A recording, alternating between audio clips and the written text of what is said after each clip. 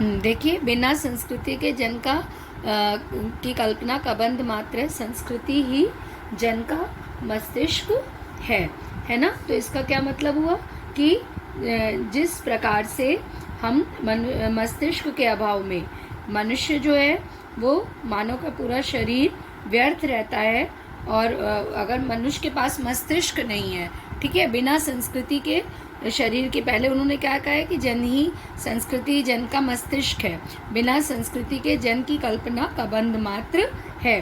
तो हम क्या कह सकते हैं कि जिस प्रकार से मस्तिष्क के अभाव में मानव का संपूर्ण शरीर जो है वो व्यर्थ रहता है और केवल धड़ मात्र ही कहलाता है, उसी प्रकार से केवल धड़ मात्र रहता है, उसी प्रकार से संस्कृति के अभाव में मानव जीवन व्यर्थ और महत्वहीन होता है।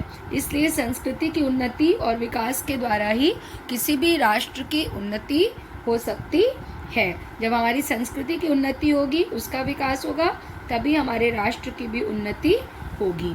ठीक है, देखिए उन्होंने लिखा भी है कि संस्कृति के विकास और अभ्युदय के द्वारा ही राष्ट्र की वृद्धि संभव है। राष्ट्र के समग्र रूप में भूमि और जन के साथ साथ जन की संस्कृति का महत्वपूर्ण स्थान है। कि जिस प्रकार से जब हमारे राष्ट्र की उन्नति, जब हमारी उन्नति होगी, हमारे मनोमस्तिष्क की उन्नति होगी, हमारी संस्कृति की उन्नति होगी और हम विकास के पथ पर चलेंगे, तभी हमारे राष्ट्र की भी उन्नति होगी।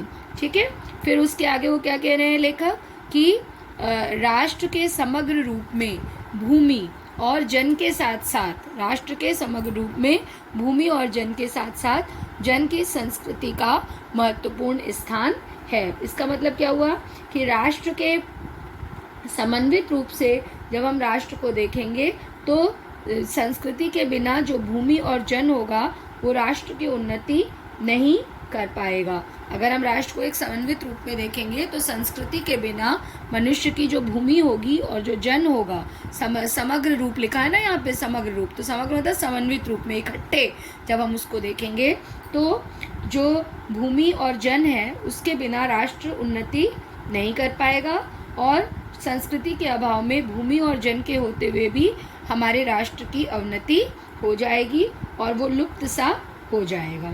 ठीक है, यदि हम इसको थोड़ा सा सजा के कहें, यदि हम अलंकारिक भाषा का प्रयोग करते हैं तो वो क्या कहते हैं कि यदि भूमि और जन अपनी संस्कृति के से विरहित वर्ड मतलब होता है अलग कर दिए जाएं, कि यदि भूमि और जन उससे अलग कर दिए जाएंगे तो क्या होगा, राष्ट्र की संस्कृति के लोप होने से राष्ट्र का भी लोप हमको समझना चाहिए, राष्ट्र का लोप समझना चाहिए कि यदि उन दोनों की अवनति होगी तो हमारे राष्ट्र की भी अवनति हो जाएगी, यदि भूमि और जन की अवनति होगी और वो लुप्त हो जाएगा। अब इन्होंने लिखा है कि जीवन के विटप का पुष्प संस्कृति है। तो यदि हम अलंकारिक भाषा में देखेंगे, भाषा को सजा करके, कि इन्होंने ये अलंकारिक वर्ड है, रूपक अलंकार है इस भाषा में। ठीक है, कि इन्होंने ये जो विटप है, जीवन का विटप, जीवन को पेड़, जीवन रूपी पेड़ है ना, जीवन के समान पेड़ नहीं कहा है कि जीवन के समान विटप, इन्होंने जीवन के विटप का पुष्प संस्कृति है। बहुत ही सुंदर लाइन है ये, कुछ भी समझने के लिए या संस्कृति को समझने के लिए या अपने जीवन को भी समझने के लिए। क्या इसका मतलब हुआ? इसका मतलब हुआ कि संस्कृति जो है वो हमारे जीवन रूपी वृक्ष के पुष्प के समान है, कि जिस प्रकार से पुष्प मतलब फूल, जीवन अर्थात हमारी लाइफ, और वृक्ष मतलब पेड़, कि जिस प्रकार से जो फूल की सुंदरता और सुगंध होती है उसी से किसी वृक्ष की सुंदरता होती है, उसका नाम होता है, उसका दाम होता है, उसी प्रकार से संस्कृति की श्रेष्ठता और महत्ता तथा कीर्ति के द्वारा ही हमारी जो राष्ट्रीयता है या जनजीवन की श्रेष्ठता है या सुंदरता और महत्ता है वो प्रकट होती है। तो संस्कृति कितनी बड़ी चीज़ हो गई कि जिस प्रकार से, समझ लीजिए इसको दोबारा से, कि जिस प्रकार से पुष्प की सुंदरता है कि वो सुगंध से जितना भरा होगा, जितना सुंदर होगा, उतनी उस वृक्ष की सुंदरता होगी। गुलाब के पेड़ को आप देखिए, गुलाब के पेड़ में क्या होते हैं, कांटे होते हैं, लेकिन फिर भी गुलाब फूलों का राजा कहा जाता है। क्यों कहा जाता है? क्योंकि उसकी सुंदरता है, उसमें सुगंध है, इसलिए। तो इसी प्रकार से जब हमारा जीवन संस्कृति पूर्ण होगा तो हमारी संस्कृति की श्रेष्ठता, महत्ता और कीर्ति से हमारे अंदर जनजीवन की श्रेष्ठता आएगी, जन में जीवन की श्रेष्ठता आएगी, जन मतलब मनुष्य, मतलब हम में जीवन की श्रेष्ठता आएगी, सुंदरता आएगी, महत्ता आएगी, और फिर उसके द्वारा ही हमारी संस्कृति की श्रेष्ठता, महत्ता और कीर्ति भी चरितार्थ होगी। ठीक है, समझ में आ गया। संस्कृति के सौंदर्य और सौरभ में ही राष्ट्रीय जन के जीवन का सौंदर्य और यश अंतर्निहित है। बता दिया मैंने वैसे आपको कि संस्कृति का सौंदर्य, जब हमारी अब जिस तरह से जीवन का विटप संस्कृति हुआ कि फूल सुंदर होगा तो पौधा सुंदर होगा, उसी प्रकार से जब संस्कृति महान होगी, सौरभ से संयुक्त होगी, अच्छे विचार होंगे, अच्छी भाषा होगी, अच्छे जन होंगे, आपसी प्रेम सौहार्द और मोहब्बत हमारे अंदर बनी रहेगी, हम एक दूसरे का ख्याल रखेंगे, तो हमारे जीवन का सौंदर्य और यश भी क्या होगा, उससे बढ़ेगा। कि जिस प्रकार से जब मनुष्य अपने मस्तिष्क की शक्ति के अनुसार अपनी उन्नति करेगा, उसी प्रकार से वह राष्ट्र भी, जिस देश में ऐसे लोग रहेंगे, जिस राष्ट्र में ऐसे लोग रहेंगे जिनकी संस्कृति पुष्पित और पल्लवित है, भली प्रकार से वहाँ पर राष्ट्र की भी सर्वाधिक उन्नति होगी, उसकी सर्वाधिक समृद्धि से संपन्न होगा वो राष्ट्र, और उसकी संस्कृति भी समृद्ध होगी। ठीक है, तो ये यहाँ पर किसकी महत्ता प्रतिपादित की गई है, यहाँ पर संस्कृति की महत्ता प्रतिपादित की गई है। फिर से एक बार बता दे रहे हैं, इंपॉर्टेंट पैराग्राफ है ये, कि जो संस्कृति है वो वास्तव में जीवन रूपी पुष्प का, जीवन रूपी वृक्ष का क्या है, एक फूल है। जिस प्रकार से फूल वृक्ष की शोभा बढ़ाते हैं, संस्कृति क्या है, जो हमारा जीवन रूपी विटप है, विटप मतलब वृक्ष, तो जो संस्कृति है वो जीवन रूपी वृक्ष का फूल है। जिस प्रकार से फूल की शोभा बढ़ती है और उसे हम फलवान बनाते हैं, जिस प्रकार से जो फूल हैं वो वृक्ष की शोभा बढ़ाते हैं और उसको फलवान बनाते हैं, उसी प्रकार से संस्कृति भी मानव जीवन को सुंदर और सफल बनाती है। संस्कृति के बिना जो मानव जीवन होता है वो असुंदर होता है, असफल रहता है, और इसी कारण से राष्ट्र के समन्वित रूप में भूमि और जन के अतिरिक्त संस्कृति का होना भी विशेष महत्व रखता है, क्योंकि संस्कृति के अभाव में भूमि और जन के होते हुए भी राष्ट्र की उन्नति जो है वो अवरुद्ध हो जाएगी, राष्ट्र अवनति के मार्ग पर चलेगा और धीरे धीरे उसका जो अस्तित्व है वो समाप्त हो जाएगा। इसीलिए संस्कृति को जीवन रूपी वृक्ष का फूल कहा गया है। इंपॉर्टेंट लाइन्स हैं ये, इसलिए मैंने आपको 2 बार 3 बार समझा दिया, पूछी जा सकती है कि जीवन के विटप का पुष्प संस्कृति है। तो इसमें किसकी बात कही गई है, इसमें एक तो सार्वकालिक और सार्वदेशिक बात करी गई है, ये सब लोगों के लिए है, सब समय के लिए ये बात सही है। ऐसा नहीं हो सकता कि हम हिस्ट्री में मुगल हिस्ट्री पढ़ें और वहाँ की संस्कृति है और हमारा इस समय संस्कृति नहीं है तो हमारा देश जो है वो तरक्की कर लेगा, नहीं। ये हर समय ये बात जो है ये मनुष्य के जीवन के लिए भी और देशवासी के लिए भी हर काल और हर समय में जो है वो सही है। अक्षरता सत्य जिसे कहते हैं, अक्षरता सत्य है। कौन सा अलंकार बताया मैंने आपको, इसमें मैंने आपको बताया कि ये रूपक अलंकार है। और कौन सी शैली का प्रयोग है, विचारात्मक शैली का प्रयोग यहाँ पर उन्होंने किया है। यहाँ पर उन्होंने अपना एक विचार व्यक्त किया है, तो उन्होंने कौन सी शैली का प्रयोग किया है, यहाँ पर गंभीर शैली तो है ही, विचारात्मक शैली का प्रयोग किया है। और संस्कृति को राष्ट्र के मस्तिष्क की तरह निरूपित किया है। तो किसकी महत्ता प्रतिपादित की गई है इस पैराग्राफ में, इस पैराग्राफ में संस्कृति की महत्ता प्रतिपादित की गई है। ठीक है, भाषा कैसी है, शुद्ध है, परिमार्जित खड़ी बोली है, और आपको बता दिया कि विवेचनात्मक के साथ साथ विचारात्मक शैली का भी प्रयोग यहाँ पर किया गया है। और जीवन के विटप में कौन सा अलंकार है, पढ़ाते समय बताया था, रूपक अलंकार है। ठीक है, अब हमारा जो नेक्स्ट पैराग्राफ शुरू होता है वो यही नेक्स्ट लाइन से शुरू होता है। देखिए, ये भी इम्पॉर्टेंट पैराग्राफ है।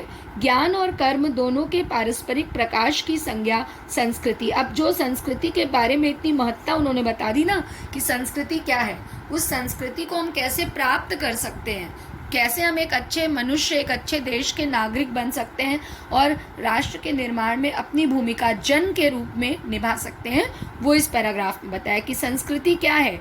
देखिए कितनी सुंदर बात कही है। यही चीज़ आपको बचपन से घरों में और स्कूलों में हम लोग सिखाते हैं कि ज्ञान और कर्म दोनों के पारस्परिक प्रकाश की संज्ञा संस्कृति है। कि यदि हमारे पास ज्ञान होगा और कर्म होगा और दोनों के पारस्परिक प्रकाश की संज्ञा, मतलब हमारे पास ज्ञान है लेकिन कर्म नहीं है, हमारे पास कर्म है लेकिन अच्छा ज्ञान नहीं है, तो भी हमारी अच्छी संस्कृति नहीं बन पाएगी। तुलसीदास जी ने कहा है ना, सकल पदार्थ या जग माही, कर्महीन नर पावत नाही, कि इस विश्व में पूरी तरह के पदार्थ भरे हुए हैं, लेकिन जो कर्महीन नर है वो उसे प्राप्त नहीं कर सकता। और हम कर्म अच्छे करें उसके लिए क्या ज़रूरी है? ज्ञान ज़रूरी है। Okay, so let us first read the paragraph. ज्ञान और कर्म दोनों के पारस्परिक प्रकाश की संज्ञा संस्कृति है।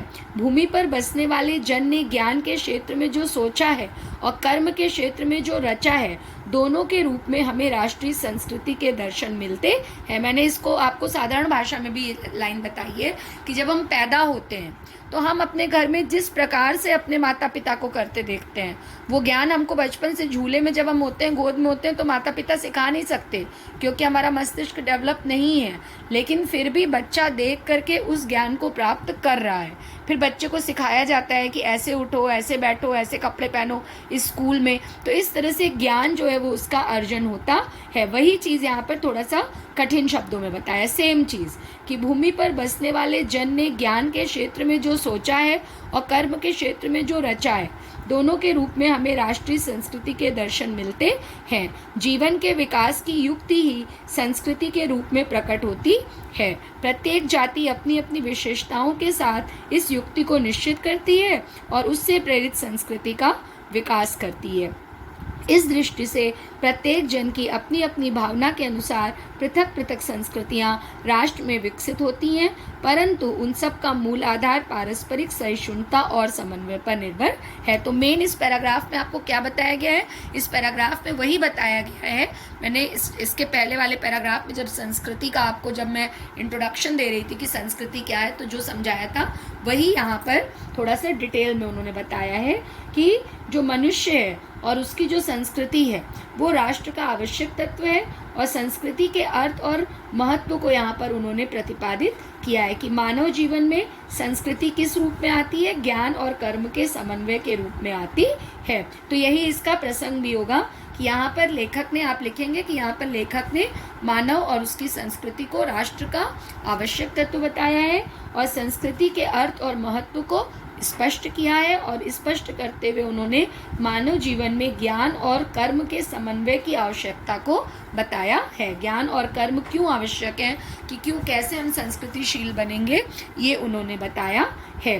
तो क्या इसका अर्थ क्या होगा कि राष्ट्र, ज्ञान और कर्म दोनों के पारस्परिक प्रकाश की संज्ञा संस्कृति है। क्या मतलब हुआ इसका? कि राष्ट्र की संस्कृति के अंतर्गत हम क्या देखेंगे कि उस राष्ट्र के जो निवासी हैं उनके ज्ञान और कर्म दोनों का समन्वय देखेंगे। क्यों? क्योंकि राष्ट्र की संस्कृति के अंतर्गत उस देश के निवासियों का, जनों का, लोगों का ज्ञान और कर्म दोनों का समन्वय होता है। और ज्ञान और कर्म को जो प्रकाशित करने वाले उनके तत्व हैं वो कौन कौन से हैं? उनके रहन सहन, उनके रीति रिवाज, उनकी वेशभूषा, उनकी आस्था, विश्वास, धर्म, भक्ति और विचार, ये सब जो आते हैं, इनको प्रकट करने वाले स्वरूप को ही हम क्या कहते हैं? संस्कृति कहते हैं। फिर से एक बार इसको रिपीट कर दे रहे हैं हम कि ज्ञान और कर्म, इन्होंने क्या लिखा है कि भूमि पर बसने वाले जन ने ज्ञान के क्षेत्र में जो सोचा और कर्म के क्षेत्र में जो रचा, उन दोनों के रूप में हमें राष्ट्रीय संस्कृति के दर्शन मिलते हैं। तो इसका मतलब क्या हुआ कि ज्ञान और कर्म को प्रकाशित करने वाले जितने भी तत्व हमारे हैं, जिसमें हमारा रहन सहन, रीति रिवाज, आस्था, विश्वास, धर्म, भक्ति, विचार आदि जो भी आते हैं, उसको प्रकट करने वाले स्वरूप को ही हम संस्कृति कहते हैं। और मनुष्य ने जो कुछ भी ज्ञान अर्जित किया है बेटा, और अपने आचरण के द्वारा वो जो भी कर्म का क्षेत्र उपस्थित करता है, उसके द्वारा ही हम उस राष्ट्र की संस्कृति का ज्ञान प्राप्त कर सकते हैं। यदि हमको किसी राष्ट्र की संपत्ति का ज्ञान अर्जित करना है, संस्कृति का, कि उस राष्ट्र में कैसे लोग निवास करते हैं, तो हम उसके ज्ञान और कर्म को देखेंगे। और जीवन की प्रगति के लिए जो किए गए हमारे समस्त कार्य हैं, उनकी पहचान संस्कृति के द्वारा ही होती है। और यहाँ पर फिर इन्होंने एक चीज़ कही है कि प्रत्येक जाति अपनी अपनी विशेषताओं के साथ इस युक्ति को निश्चित करती है और उससे प्रेरित संस्कृति का विकास करती है। इसका क्या मतलब हुआ कि प्रत्येक जाति जो है वो अपनी जातिगत विशेषताओं के आधार पर एक संस्कृति का निर्माण करेगी। और इस प्रकार फिर एक राष्ट्र में प्रत्येक जाति अपनी अपनी संस्कृति का निर्माण करेगी। पहले एक व्यक्ति निर्माण करेगा, फिर एक समूची जाति, जाति मतलब यहाँ पर धर्म और जाति नहीं है कि हिंदू धर्म, मुसलमान जाति, इस्लाम धर्म, फिर उसकी जाति। यहाँ पर मनुष्य की जाति की बात की जा रही है कि प्रत्येक जाति अपनी जातिगत विशेषताओं के आधार पर संस्कृति का निर्माण करेगी।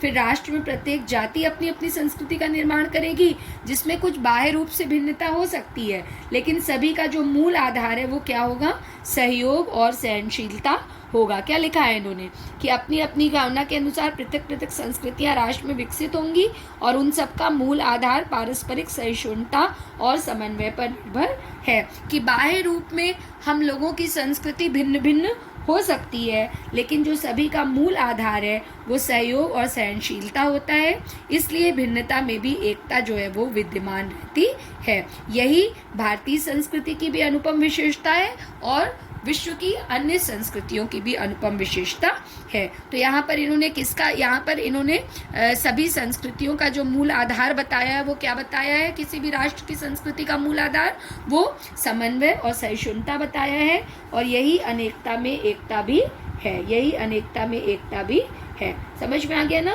कि तो let us summarise the paragraph कि वो क्या कहते हैं कि मनुष्य जो है वो अपने जीवन में ज्ञान और कर्म जो भी प्राप्त करता है, ठीक है, उसी के समन्वय रूप को वो संस्कृति कहा जाएगा, और जो वो अपने जीवन में ज्ञान प्राप्त करेगा उसी के अनुसार वो कर्म करेगा।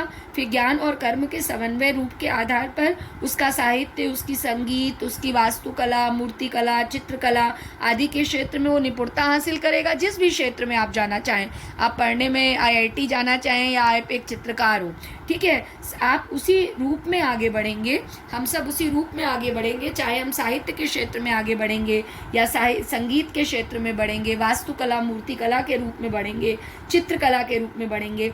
इसमें हम निपुणता हासिल करेंगे, नए नए कीर्तिमान हासिल करेंगे, और वही ज्ञान और कर्म का समन्वय हमारी संस्कृति का रूप लेगा। और इस तरह से प्रत्येक राष्ट्र के प्रत्येक व्यक्ति की एक एक संस्कृति होगी, और उस संस्कृति से ही वो अपने राष्ट्र को और अधिक मजबूत और अधिक वैभवशाली बनाएगा। ठीक है, समझ में आ गया? इसी चीज़ को इन्होंने आगे और बताया है। ये थर्ड पैराग्राफ देखिए, इसी के कंटिन्यूएशन में क्या क्या चीज़ें वो कह रहे हैं कि जंगल में जिस प्रकार अनेक लता, वृक्ष और वनस्पति अपने अदम्य भाव से उठते हुए पारस्परिक सम्मिलन से अविरोधी स्थिति प्राप्त करते हैं, उसी प्रकार राष्ट्रीय जन अपनी संस्कृतियों के द्वारा एक दूसरे के साथ मिलकर राष्ट्र में रहते हैं। जिस प्रकार जल के अनेक प्रवाह नदियों के रूप में मिलकर समुद्र में एक रूपता प्राप्त करते हैं, उसी प्रकार राष्ट्रीय जीवन की अनेक विधियां राष्ट्रीय संस्कृति में समन्वय प्राप्त करती है। समन्वय युक्त जीवन ही राष्ट्र का सुखदायी स्वरूप है। अब इसके पहले मैंने आपको मनुष्य के ज्ञान की बात बताई, उसके कर्म की बात बताई, उसका बचपन से लेके यंग होने तक जो संस्कृति उसने प्राप्त की उसकी बात बताई लेखक ने इसमें, और उसी तरह से मैंने आपको बताया। अब इस पैराग्राफ में वो क्या कह रहे हैं, इस पैराग्राफ में वो जंगल का उदाहरण ले रहे हैं, वन का, कि किस तरह से विभिन्न तरह के पेड़ पौधे वहाँ पर हैं लेकिन एक समूचे जंगल का रूप धारण कर रहे हैं। उसी तरह से किस प्रकार से विभिन्न नदियाँ आकर के मिल रही हैं और वो समुद्र का रूप धारण कर रही हैं। तो यहाँ पर उनके कहने का मतलब ये है कि आपसी तालमेल से ही हम अपने राष्ट्र को सुखी रख सकते हैं, और इसी बात पर वो बल देते हैं। वो क्या कह रहे हैं कि जंगल और सागर में जैसे अविरोधी और सौहार्दपूर्ण स्थिति समाज में पाई जानी चाहिए, जिस तरह से जंगल में विभिन्न प्रकार के पेड़ पौधे होते हैं लेकिन एक दूसरे का विरोध नहीं करते हैं, है ना। नदियाँ आपस में मिल जाती हैं, तो यमुना का पानी ये नहीं कहता कि मैं गंगा में नहीं मिलूंगा, गंगा का ये नहीं कहता कि मैं नर्मदा में नहीं मिलूंगा, सारी नदियाँ आकर के समुद्र में मिल जाती हैं। तो जिस प्रकार से जंगल और समुद्र में अविरोधी और सौहार्दपूर्ण प्रेमपूर्ण स्थितियाँ होती हैं, उसी तरह से एक समाज में भी पाई जानी चाहिए। तभी हम किसी राष्ट्र में मनुष्य को रख करके, और तभी हम किसी राष्ट्र में रह करके सुखी जीवन व्यतीत कर सकते हैं। जिस तरह से जंगल की वनस्पतियां हैं, लताएं हैं, पेड़ पौधे, घास फूस सब आपस में मेल जोल से रहते हैं, उनमें कोई विरोध या भेदभाव नहीं दिखाई देता है, बल्कि वृक्षों में लताएं लिपट जाती हैं, उनका सहारा लेकर उनकी उन्नति में सहायक होती हैं। इसी प्रकार से अनेक नदियों को हम देखते हैं बेटा, जो समुद्र में मिलकर एक रूप धारण कर लेती हैं। वे वहाँ पर अपना व्यक्तिगत अस्तित्व और अहम भाव को खो करके, किसके, अगर नदी कहे कि मैं ही बड़ी हूँ, मैं बूंद से बड़ी हूँ, मैं समुद्र में नहीं मिलूंगी, लेकिन वहाँ पर नदी वो नहीं करती है। वो क्या करती है, वो अपने व्यक्तिगत अस्तित्व को और अहंकार को खो करके सागर का रूप धारण कर लेती है। जिस प्रकार से, उसी प्रकार से राष्ट्र के नागरिकों को भी चाहिए कि वो विविधता में एकता या समन्वय स्थापित करने के लिए क्या करें, हम सब अपनी अपनी धर्म को, जाति को, भाषा को, संप्रदाय को या क्षेत्र की तुच्छ भावना को त्याग करके एक विशाल राष्ट्र के समन्वयक के रूप में सामने आए। हम किस रूप में पहचान बनाएं कि हम विभिन्न जाति, धर्म, भाषा, संप्रदाय और क्षेत्र की तुच्छ भावनाएं जो लोगों के हृदय में जब तब आती रहती हैं, उन सब को पीछे छोड़ करके और विशाल राष्ट्र के समन्वयक के रूप में हम अपनी पहचान बनाएंगे और अपनी विभिन्न संस्कृतियों में समन्वय करेंगे। प्रत्येक देश के नागरिक और हमारे देश के नागरिक भी, हम सब भी, और हर संस्कृति के आनंद पक्ष को हम स्वीकार करेंगे। ऐसे करने से क्या होगा, सर्वत्र सुख ही सुख होगा और हमारी संस्कृति बलशाली बनेगी तो हमारा राष्ट्र भी बलशाली बनेगा। यहाँ पर मैंने ये बात क्यों बोली कि हर संस्कृति के आनंद पक्ष को आप देखेंगे, क्योंकि देखिए सब में कमियाँ होंगी। जब हम बाहर देखेंगे, घर से बाहर निकलते हैं या खुद को भी देखते हैं, तो हम में भी एक पक्ष बहुत अच्छा होता है, कुछ बुराइयाँ भी होती हैं। तो जब हम अच्छे पक्ष को देखेंगे तो हम विभिन्न जातियों के भी अच्छे पक्ष को देखेंगे, विभिन्न धर्मों के भी, विभिन्न लोगों के भी, और इस तरह से सारी अच्छाइयों को मिला करके एक बहुत बेटर को मिला के बेस्ट का निर्माण हम कर देंगे। गुड देखेंगे, बेटर देखेंगे और गुड्स को मिलाएंगे, बेटर को बनाएंगे और उससे हमारा क्या निर्माण होगा, एक बेस्ट चीज़ का निर्माण होगा। ठीक है, इसी को आगे देखिए वो क्या कह रहे हैं। साहित्य, कला, नृत्य, गीत, आमोद प्रमोद आदि अनेक रूपों में राष्ट्रीय जन अपने अपने मानसिक भावों को प्रकट करते हैं। आत्मा का जो विश्वव्यापी आनंद है वह इन विविध रूपों में साकार होता है।